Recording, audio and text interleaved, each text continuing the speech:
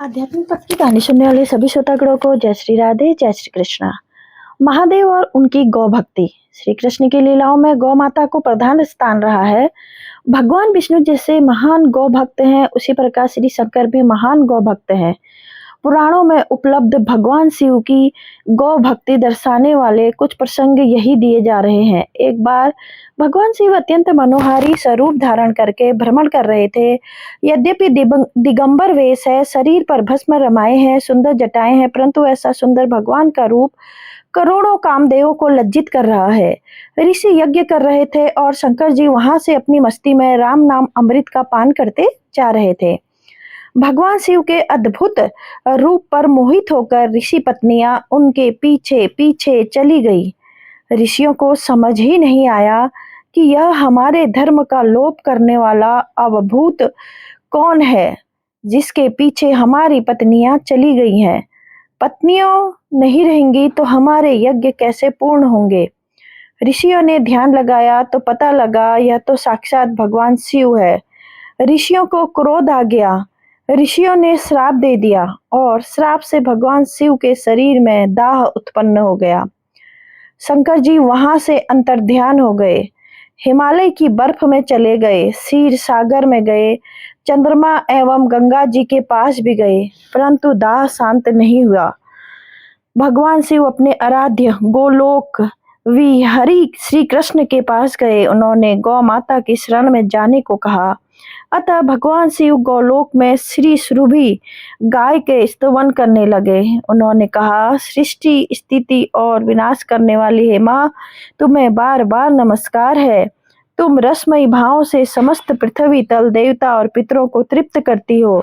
सब प्रकार के रस तत्वों के मर्गों में बहुत विचार करने पर यही निर्णय किया है कि मधुर रस का आस्वादन प्रदान करने वाली एकमात्र तुम ही हो। संपूर्ण चराचर विश्व की तुम्ही ने बल और स्नेह का दान दिया है देवी। तुम रुद्रों की माँ, वसुओं की पुत्री, आदित्यों की स्वसा हो और संतुष्ट होकर वांछित सिद्धि प्रदान करने वाली हो। तुम्हें धृति, सृष्टि, स्वाहा, स्वधा, रिद्धि, सिद्धि, लक्ष्मी, धृति, कीर्ति, मति, कांति, लज्जा, महामाया, श्रद्धा हो, स्वार्थ साधिनी हो। तुम्हारे अतिरिक्त त्रिभुवन में कुछ भी नहीं है। तुम अग्नि और देवताओं को तृप्त करने वाली हो और इस स्थावर जगम संपूर्ण जगत में व्याप्त हो। देवी, तुम सर्वदेवमयी, सर्वभूत समृद्धि दायिनी और सर्वलोक हितेष्णी हो।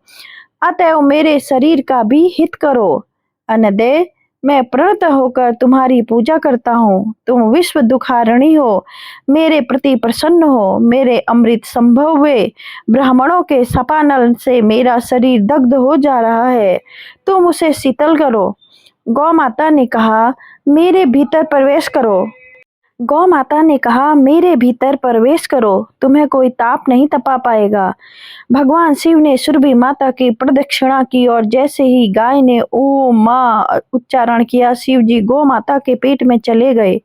शिव जी को परम आनंद प्राप्त हुआ। इधर शिव जी के न होने से सारे जगत में हाहाकार मच गया। शिव के न होने से सारी सृष्टि शव के समान प्रतीत होने लगी। शिव जी के न होने से रुद्र अभिषेक एवं यज्ञ कैसे हों। तब देवताओं ने स्तवन करके ब्राह्मणों को प्रसन्न किया और उनसे पता लगाकर वे उस गोलोक में पहुंचे जहां पायस का पंडक, घी की नदी, मधु के सरोवर विद्यमान है। वहां के सिद्ध और सनातन देवता के हाथों में दही और पीयूष लिए रहते हैं। गोलोक में उन्होंने सूर्य के समान तेजस्वी नील नामक सुरभि सुत को गौ माता के पेट में देखा। देवताओं ब्राह्मणों की स्तुति विनती सुनने पर भगवान शंकर ही इस वृषभ के रूप में अवतीर्ण हुए थे।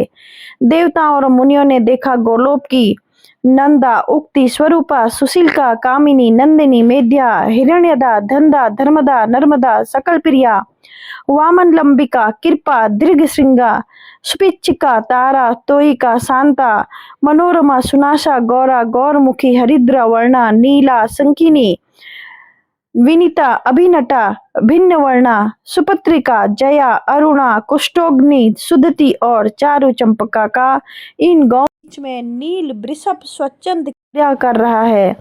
उसके सारे अंग लाल वर्ण के थे। मुख और मूछ पीले तथा खुर और सिंग सफेद थे।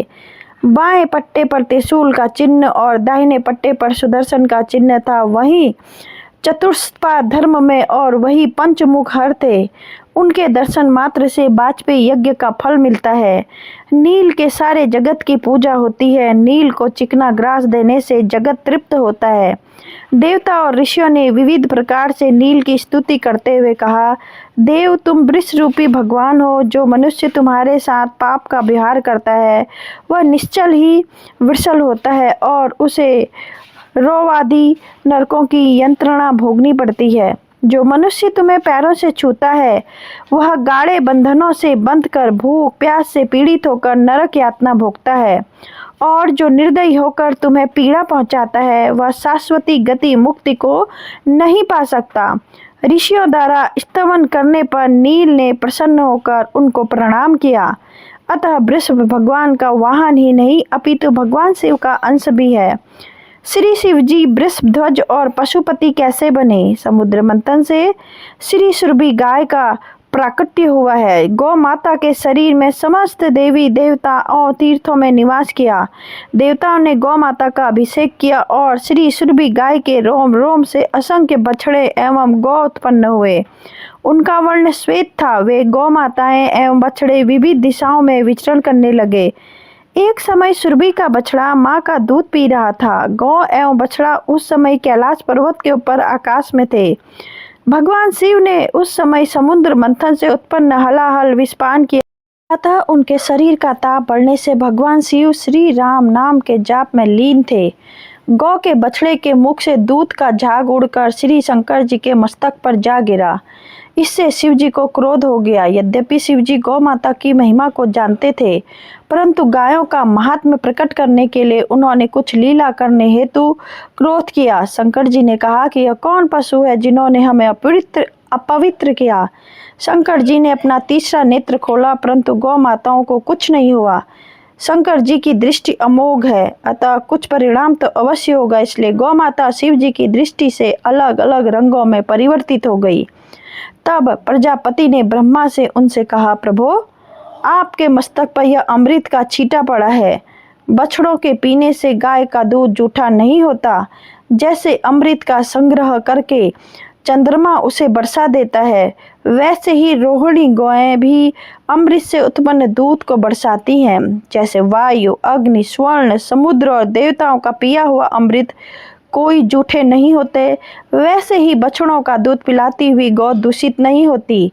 ये गौएं अपने दूध और घी से समस्त जगत का पोषण करेंगी।